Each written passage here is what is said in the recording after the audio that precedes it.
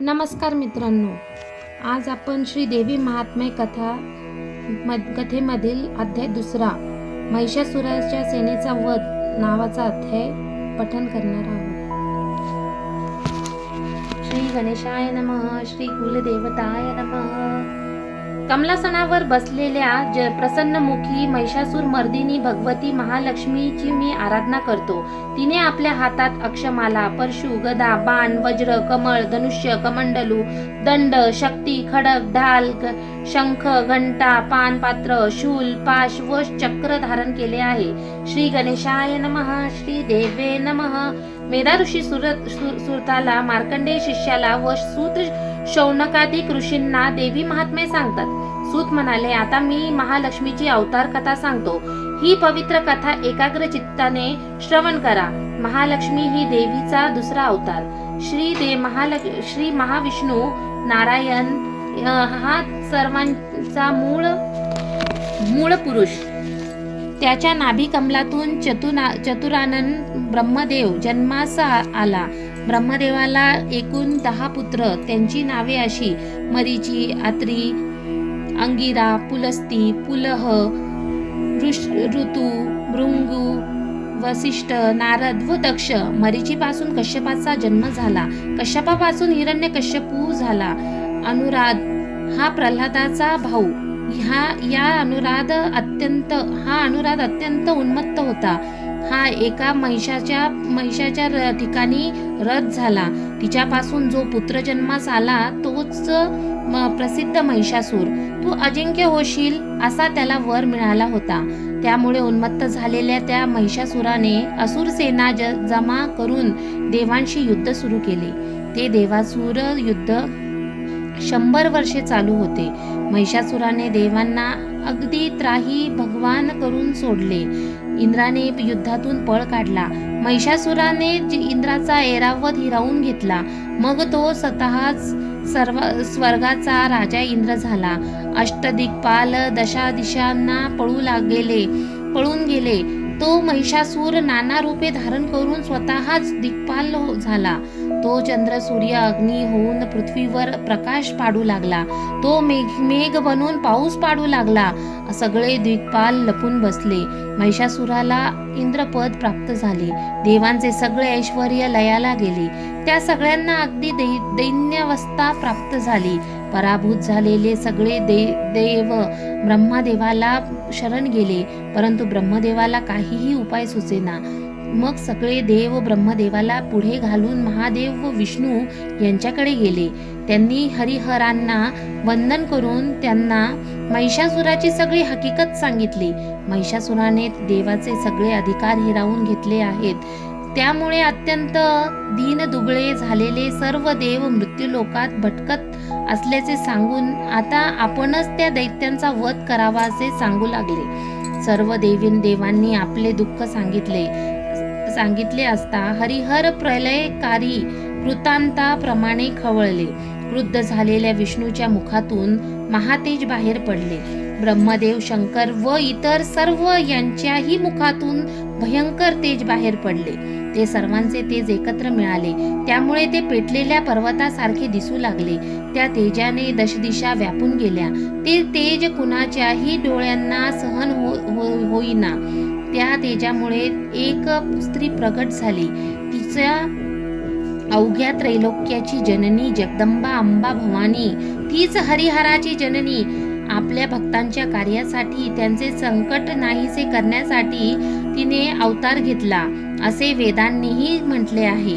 शंकराच्या तेजापासून त्या देवीचे मुख निर्माण झाले. यमाच्या तेजापासून तिच्या ठिकाणी केस निर्माण झाले. विष्णूच्या तेजापासून हात निर्माण झाले. चंद्राच्या तेजापासून 2 स्तन, इंद्राच्या तेजापासून कटी प्रदेश निर्माण झाला. वरुणाच्या तेजापासून मांड्या व पोटऱ्या, त्याचप्रमाणे पृथ्वीच्या तेजापासून नितंब निर्माण झाले. ब्रह्मदेवाच्या तेजापासून 2 पाय व सूर्याच्या तेजापासून पायाची बोटे प्रगट झाली. वसूच्या तेजापासून हातांची बोटे व कुबेराच्या तेजापासून नासिका प्रगट झाली. प्रजापतीच्या तेजापासून त्या देवीचे दात व अग्नीच्या तेजापासून 3 नेत्र प्रगट झाले. संध्येच्या तेजापासून भुवया व वायूच्या तेजापासून कान प्रकट झाले. अशा रीतीने सर्व देव देवतांच्या तेजापासून कल्याणमयी देवी प्रकट झाली. सर्व देव देवतांच्या तेजापासून प्रकट झालेल्या देवीला पाहून महिषासुराच्या छळाने त्रासलेल्या सर्व देव देवता अतिशय आनंदित झाल्या व त्यांच्या वधासाठी भगवान शंकरांनी आपल्या शूळापासून एक शूळ काढून तो देवीला दिला. विष्णूने आपल्या सुदर्शन चक्रापासून एक चक्र निर्माण करून ते भगवती देवीला अर्पण केले. वरुणाने तिला शंख दिला, अग्नीने शक्ती दिली, वायूने एक धनुष्य बाणांनी भरलेले 2 भाते दिले, देवराज इंद्राने आपल्या वज्रापासून निर्माण केलेले वज्र दिले. त्याचप्रमाणे ऐरावताच्या गळ्यातून एक घंटा देवीला दिली, यमाने कालदंड दिला, वरुणाने पाश, प्रजापतीने स्फटिकमाला दिली, ब्रह्मदेवाने कमंडलू दिला, सूर्याने देवीच्या रोमरोमांत आपले तेज भरले, काळाने तेजस्वी ढाल व तलवार दिली, क्षीरसागराने तेजस्वी रत्नहार व कधीतरी जीर्ण न होणारी 2 दिव्य वस्त्रे दिली. त्याचप्रमाणे त्यांनी देवीला दिव्य चूडामणी, 2 कर्णभूषणे, कडे, तेजस्वी अर्धचंद्र व सर्व हातांसाठी बाजूबंद, दोन्ही पायांसाठी पैंजण, कंठभूषण व सर्व पोटात घालण्यासाठी रत्नजडित अंगठ्याही दिल्या.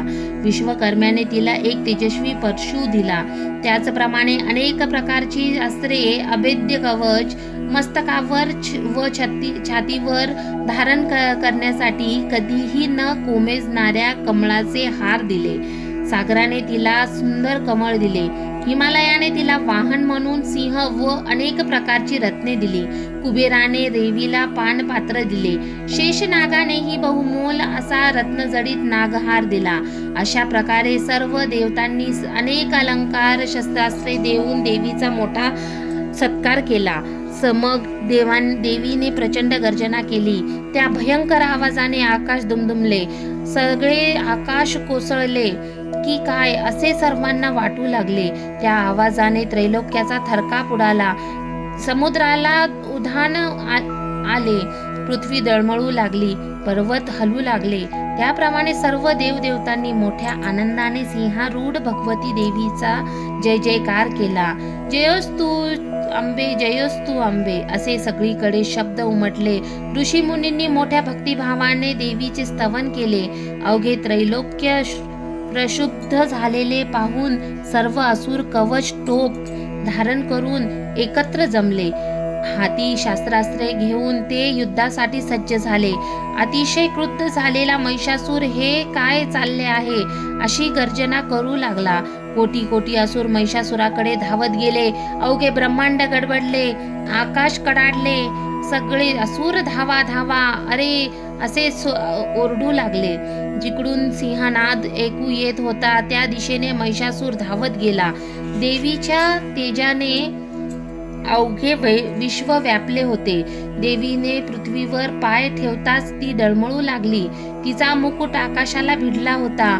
तिचे धनुष्याच्या तनत्काराने सप्त पाताळे शुद्ध झाली होती. देवी आपल्या हजारो हातांनी सर्व दिशांना झाकून उभी होती. एकाएकी देवी आणि दैत्य यांचे घनघोर युद्ध सुरू झाले. अनेक प्रकारच्या शस्त्रास्त्रांच्या आघातांनी निर्माण झालेल्या तेजाने सगळे आकाश भरून गेले. महिषासुराने सेनापती शस्त्रास्त्रांनी सज्ज होऊन देवीशी युद्ध करण्यासाठी धावले.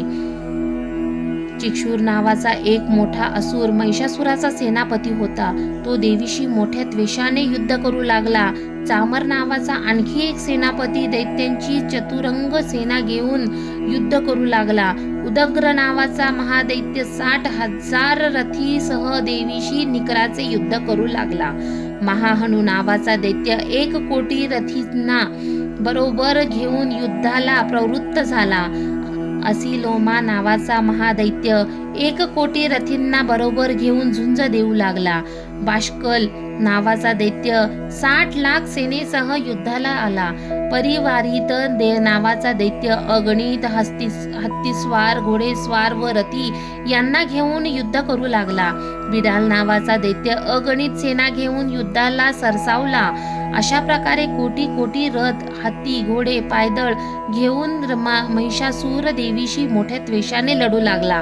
दैत्यांनी देवीवर असंख्य खडगे, परशु, पट्टीश, पाश फेकले, परंतु देवीने आपल्या शस्त्रास्त्रांनी दैत्याचे सर्व शस्त्रे तोडून टाकली. अत्यंत क्रोधाने युद्ध करीत असलेल्या चंडिका देवीच्या मुखावर थकवा किंवा श्रम काहीच दिसत नव्हते. देवता आणि ऋषीमुनी देवीचे स्तवन करीत होते व भगवती देवी दैत्यांवर शस्त्रास्त्रांचा वर्षाव करीत होती. देवीचे वाहन असलेला सिंह अत्यंत क्रोधाने असुर सेनेत घुसून त्यांना सपासप ठार मारित होता.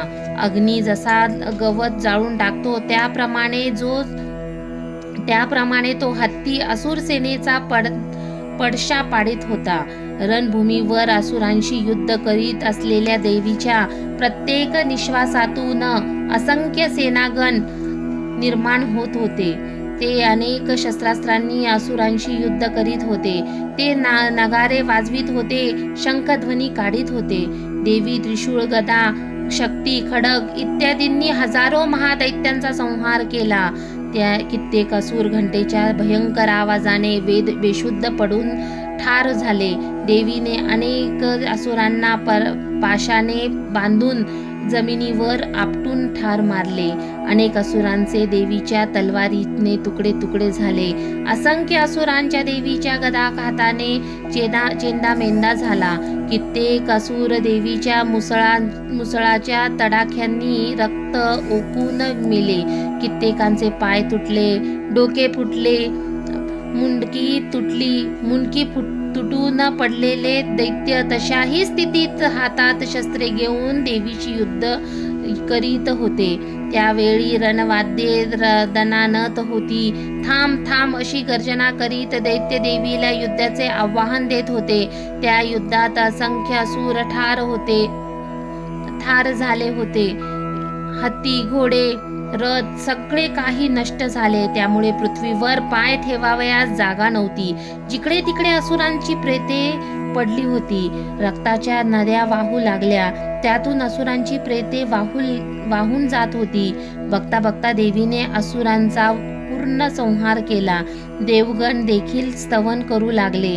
आकाशातून देवीवर पुष्पवृष्टी सुरू झाली. अशा प्रकारे असुर सेनेच्या वधासाठी महालक्ष्मी प्रकट झाली.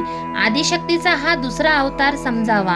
पुढील 2 अध्यायात महालक्ष्मीने अवतार कार्य सांगितले जाईल. देवीच्या या चरित्र श्रवणाने सर्व संकटे नाहीशी होतात. सर्व बाधांचे निरसन होते. सर्व मनोरथ सिद्धीला जातात. सप्तशतीत जे सांगितले आहे तेच येथे वर्णिले आहे. सर्व करविती ती आदिशक्ती जगदंबा. तिने जसे बोलविले तसे वर्णन केले. त्या जगदंबेला नमस्कार असो. श्री मार्कंडेय पुराणाच्या सावर्णिक मन्वंतरातील श्री देवी महात्म्यातील महिषासूर सेनावध नावाचा दुसरा अध्याय समाप्त. श्री जगदंबार्पणमस्तु. शुभम भवतु. मित्रांनो, मी अपेक्षा करते की मी सांगितलेल्या माहितीचा तुम्हाला लाभ मिळो. आणि अजूनही माझ्या चॅनलला सबस्क्राईब केलं नसेल तर माझ्या चॅनलला सबस्क्राईब करा. धन्यवाद.